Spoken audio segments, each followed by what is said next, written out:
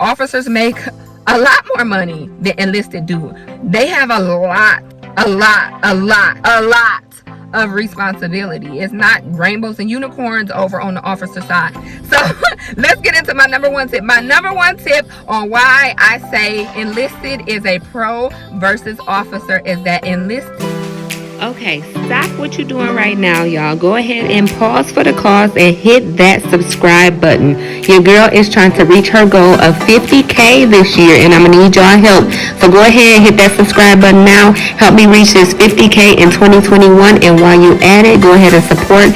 Shop the brand at ARMYPRINNCESS.com. I sell military cosmetics. Hey y'all, it's Army Princess here, and first of all, I just want to say welcome to all my new subscribers. If you are a new subscriber, go ahead and drop me a green heart right now down in the comment section so I can say hello to you. Let's get into this video. I'm starting a brand new series, y'all, and it is going to be the pros versus cons series. I get a lot of questions all the time about, should I do this or should I do that? Should I do this or should I do that? And it's very hard for me to break down every single thing that each person should or should not be doing, but I thought I would sum it all up in this pros versus cons series. This is gonna be fun for y'all. Let's get into the pros versus the cons of enlisted versus officer.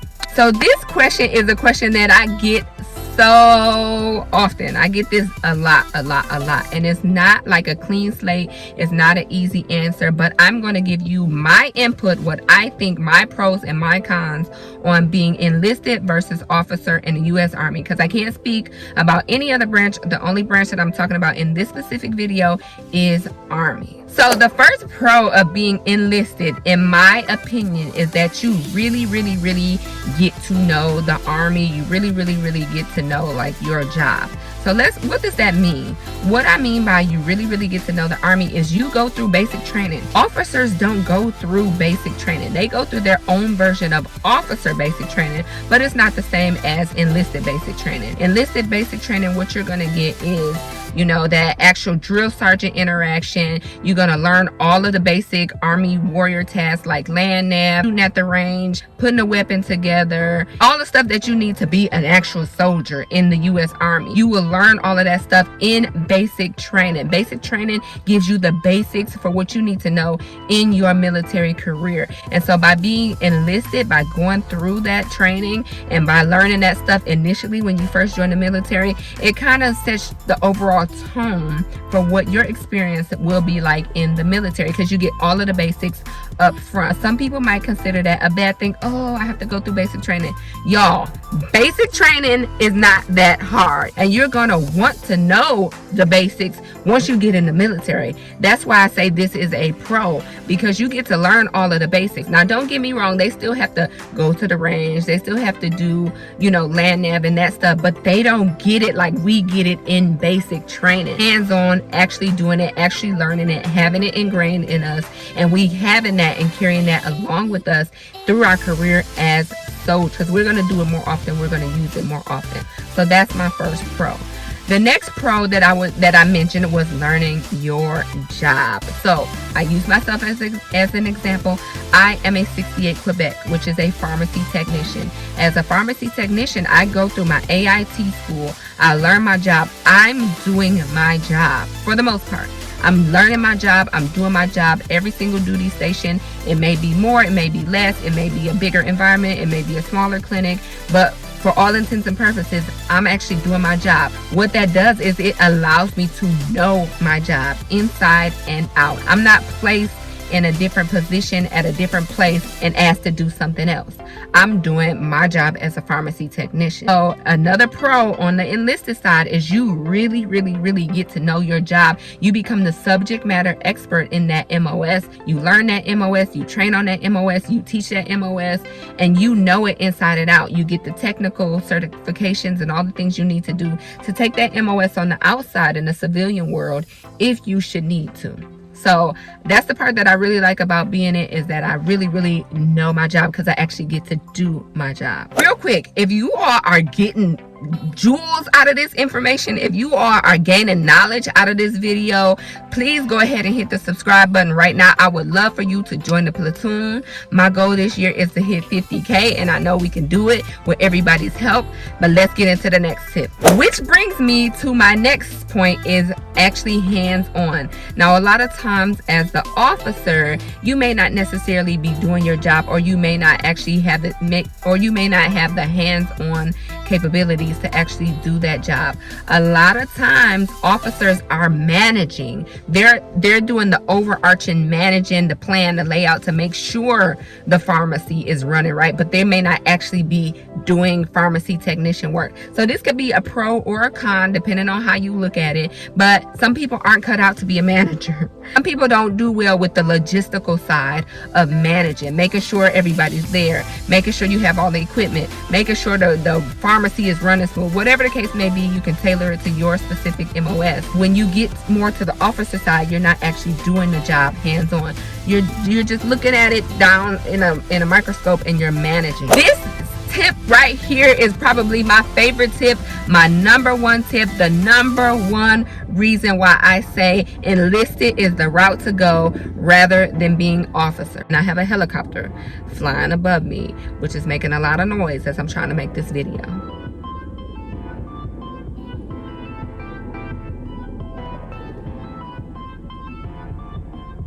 Okay, so let's get into my number one tip. My number one tip on why I say enlisted is a pro versus officer is that enlisted, the job of an NCO is to train, lead, and teach and mentor soldiers and the people below you. That is your most important job as an NCO.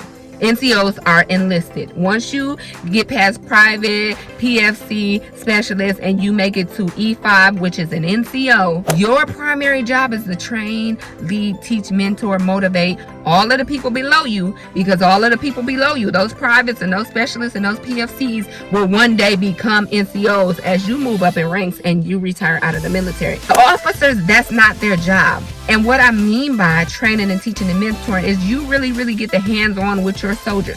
So me as an NCO, I am assigned soldiers. So all of the little PFCs and the privates and the specialists that graduate from basic training and graduate from AIT, and they come to me as new pharmacy technicians, it is my job to make sure that they are learning what they're supposed to learn, they on track for their careers, that I'm teaching, mentoring, training, leading them up.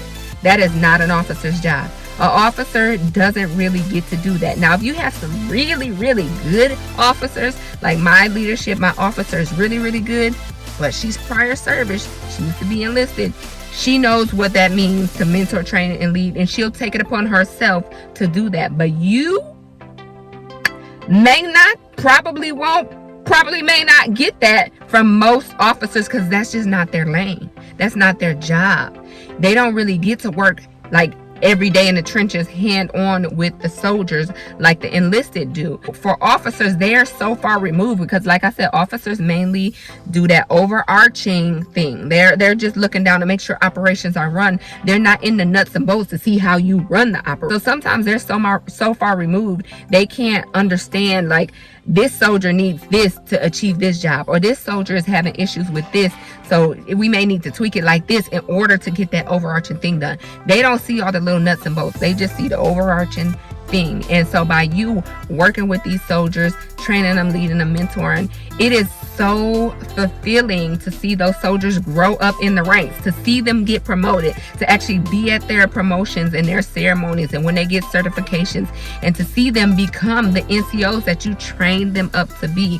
It is so fulfilling. You get that as far as being enlisted. You don't get that as much on the officer side. Like I said, if you have some really good officers that are either prior enlisted, or they just actually really take the time to give a damn, to get to know what's going on in the nuts and bolts, then you have a good officer, and if you do, you better take care of that officer. Being enlisted definitely has its pros, y'all. I don't want everybody to just think that you have to go officer. Now, I'm going to talk a little bit about the cons of being enlisted in a minute, but I just really wanted to touch on the pros of being enlisted, because there are some pros. There are people that choose to stay enlisted and become sergeant majors because they love what they're doing as far as training and leading the soldiers, and that's me. I really like that part of my job. So let's get into the cons of enlisted, because like I said, the Army is not all rainbows and unicorns. There are definitely some cons when it comes to being enlisted. But the first con that a lot of enlisted don't really get, depending on your job, depending on your rank, depending on your duty, is you get less managerial skills. So the officer is the person that is overarching, that's seeing and making sure operations get done. The enlisted, like I said, are doing the nuts and bolts of the actual job. So they don't oftentimes get to see the overall big picture. A lot of people are built to be managers. Like I said in the beginning, some people are not built to be managers and leaders, but some people are. And some people maybe kind of doing a disservice to themselves by not functioning in that space as an officer. And for some people it can be off-putting. For some people it could be very demeaning. For some people they just can't get with that program, and a lot of people end up getting out because they don't like that aspect, because they don't get to make the bigger decisions like the officers make. This is probably the biggest thing that I see, the reason why most people go from enlisted to officer, and yes, you can go from enlisted to officer, is the quality of life. Now, let me tell you, I'm not even going to lie. The quality of life, more often than not, for an officer is better. What I mean by quality of life, the housing, of course, is better. They get more pay. That's a big thing. They just get offered more. That's what I mean by the quality of life, because officers, of course, are higher ranking. They make more, they do more, and they get treated a little bit better, in my opinion, than enlisted. Officers make a lot more money than enlisted do. They have a lot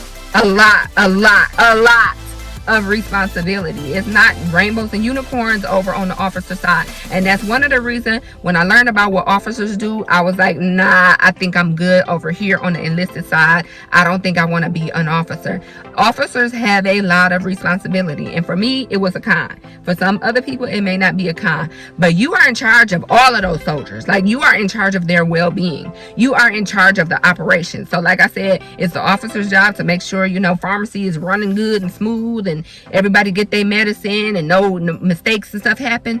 But if a mistake happen, if the windows don't open up, if too many people call out and you got the line backed up, it's that officer's butt that's getting in trouble, not that little bitty private that's down there working the windows. It's the officers that are held responsible. So they get paid more, but they have a lot more responsibility. So the grass ain't always greener on the other side. I just want y'all to know that it ain't always greener. I have a lot more videos about things I wish I would have known before I joined the military, and tips for females that are in the military. I'm going to put those playlists up here for y'all right after this video. Go over and binge watch that playlist, y'all. Until next time, I'll see you in the next one. Bye.